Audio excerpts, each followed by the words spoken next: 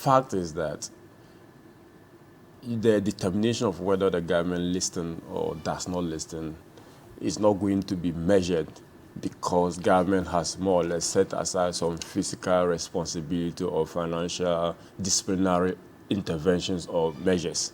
Okay, that's not the measure of government listening or not.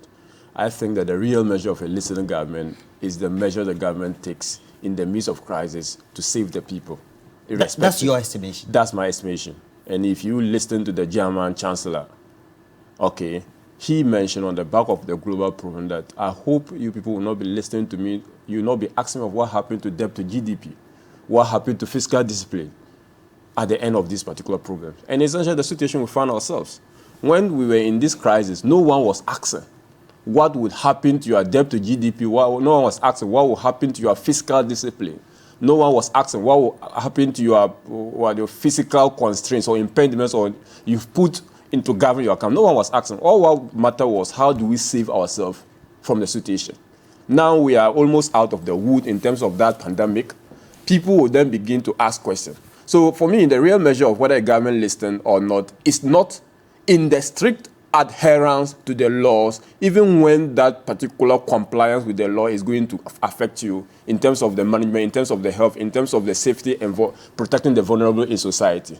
So that is not the measure. I think that we must put everything in context and then ask the very tough decision, the very tough questions.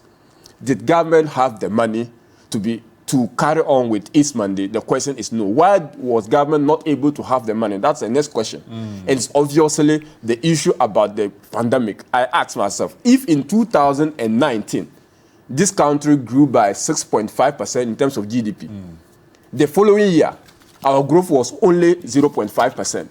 Now, what is the percentage reduction in growth? That is a 6 percentage point reduction in growth.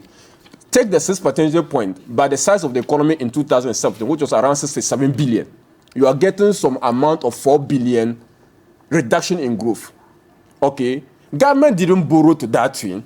It means that if we're even able to keep our pre-COVID growth level of 6%, obviously we will not be in this particular discussion of talking government wasn't able to, cater for his obligation.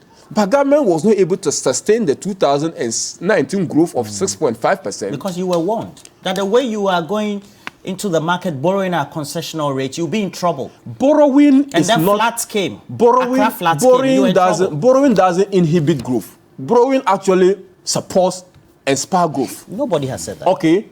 So if borrowing does not borrow, so they say that our growth reduced because we are borrowing is to misunderstand the issues. Okay, so when we bring the issue about borrowing, you borrow in order to support economic growth, right? So when you are borrowing and all of a sudden a catastrophe has happened and your growth has dipped, okay, you don't expect any government to sit aloof and not do anything about that. So what I just want to put on record is that, look, the central bank decision to give overdraft to the central government on the back of shortfalls in government revenue is part and in line with the normal mandates of the central bank to central government.